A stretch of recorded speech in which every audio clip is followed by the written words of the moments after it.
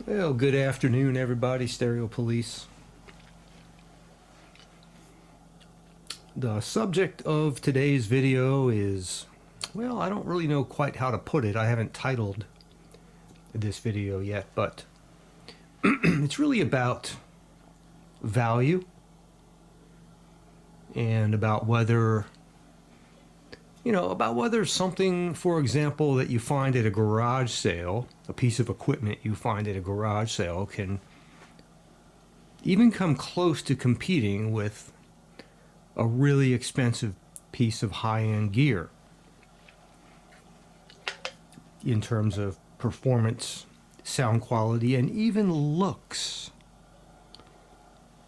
Competing. Case in point.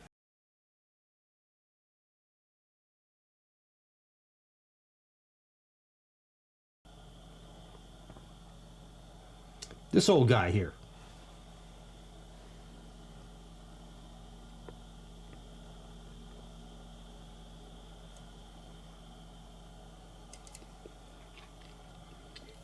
I've had this for quite some time.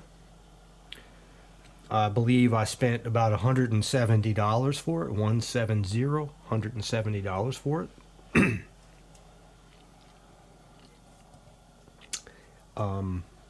I've made videos in the past about, I even explored the schematic diagram. And I recall that it's a very good, actually a good Class AB schematic, very well done. I remember there's only one op amp in the circuit, and that's in the tone control department. And I remember liking this amp so much, being so impressed by it, not only by the looks, but by the beautiful VU meters. I'll light them up. I'm going to show you. You're going to hear this thing. That I was considering changing that op amp out with a high-end op amp or even a discrete op amp. They make those. Just to see what the difference would be.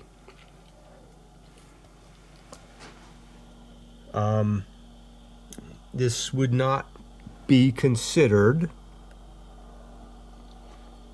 a piece of high-end gear by any standard, but it sounds really good.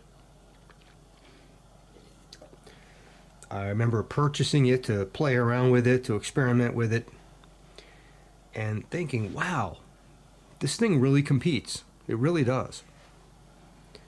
And of course, I'm a big fan of VU meters. And it has them. Now,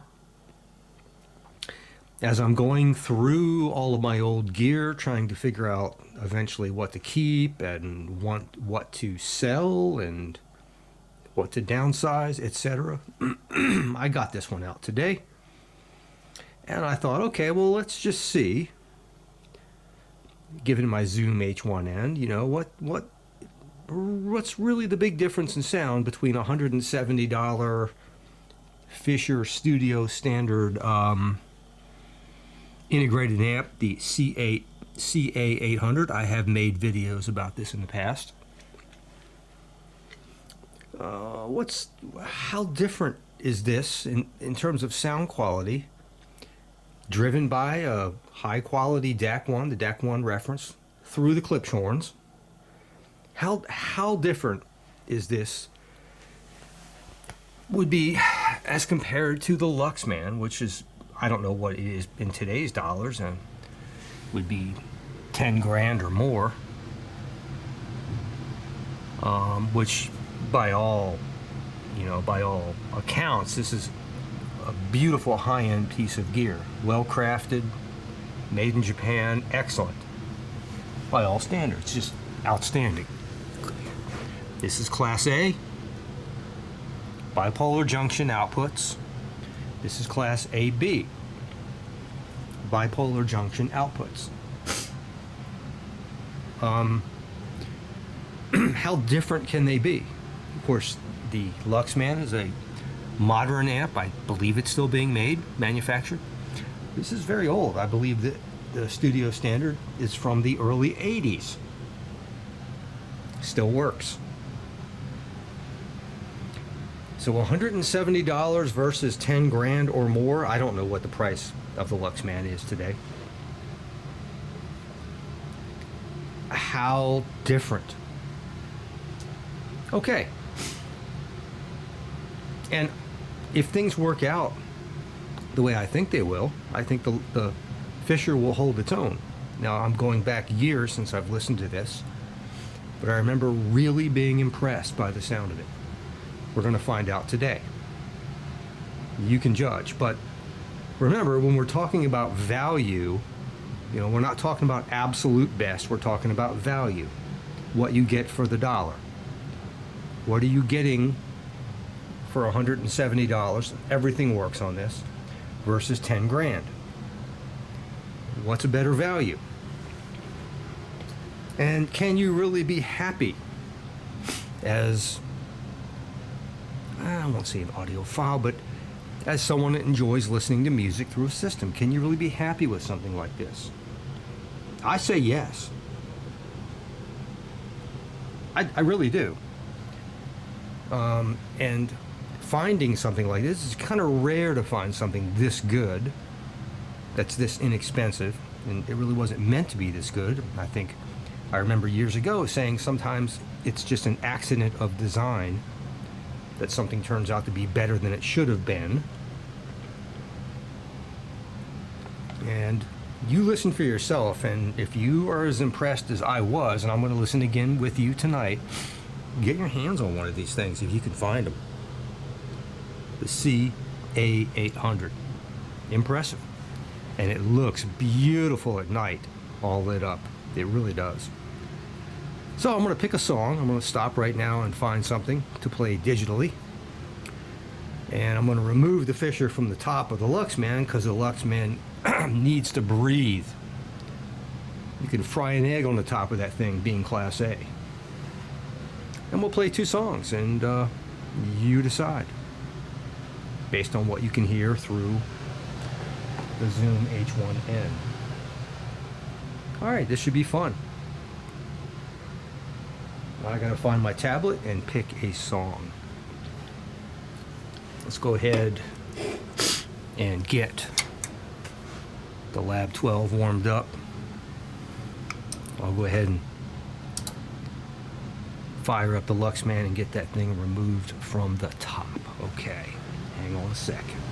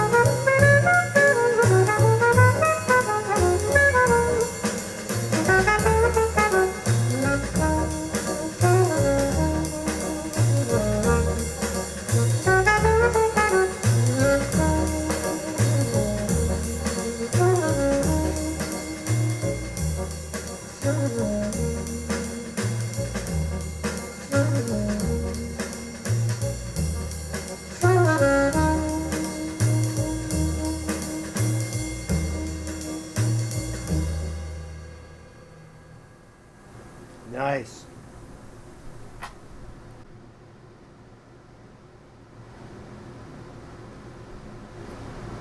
Okay, on the Fisher. That is a loudness on, loudness off, stereo mode, balance, running auxiliary input. I'm going to turn out the lights, shut the blinds at some point so you can see those beautiful VU meters. Let's go.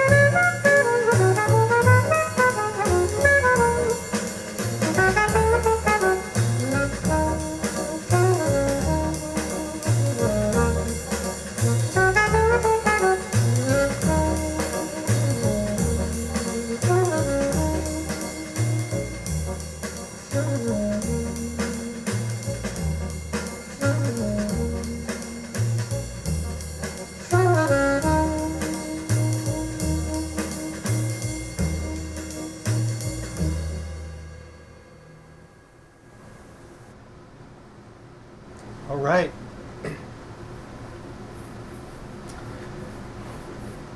One of the reasons I make these videos, I don't necessarily make them for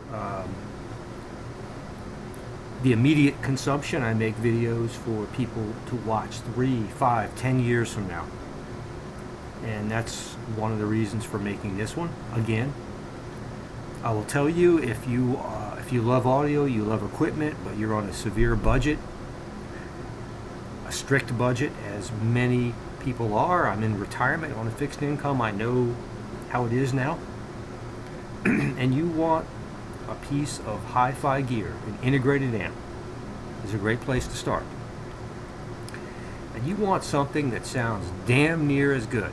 And I won't use all the audio buzzwords, but something that is tonally beautiful, that reproduces fatigue-free sound that you could listen to and enjoy just about as good as $10,000 integrated amp or even beyond. I'm telling you, that Fisher CA800 is, it is quite amazing. I came upon it by accident. I've come to own many pieces of gear that I've just gotten rid of. Didn't even make videos about them. That's why I've kept that one. It is stunning. And the best way I can describe it, it wasn't intended to be high-end or hi-fi. It was mid-fi of the 80s. It's an accident of design. It's so damn good. If you can find one, I recommend it. I'll stake my reputation on it. It's very good. And that could be the centerpiece of a very low budget system and get you 95% of the way there to Nirvana. I'm telling you. It sounds so good. It does everything right. It's listening to it again in comparison to the Luxman. There are some parts of that A800 I almost prefer, and I almost don't want to admit it.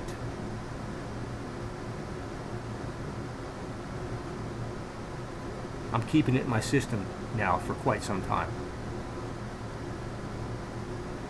It just shows you what an odd hobby we have, if one is willing to admit that throwing money at things doesn't always bring one to that level of nirvana. Sometimes you just have to hunt and gather and find it. And it could be on a shoestring budget. Stereo Police. I'm going to compare in an upcoming vid, I'm going to compare that Lab 12 DAC1 reference, that multi-bit tube output DAC, to my old TAC, which has an AKM single bit DAC in it, a very good DAC. That was my favorite DAC for a long time. I want to see what the differences are. I know the Lab 12 is a little more subdued on the top end. It's got a character that I like, but I need to go back and find out exactly what the differences are. Sometimes it's good to go back and remind yourself of what you were missing, what you have, back and forth. I'll make a video of that as well. Stereo Police, I hope you enjoy. Ciao, I love you.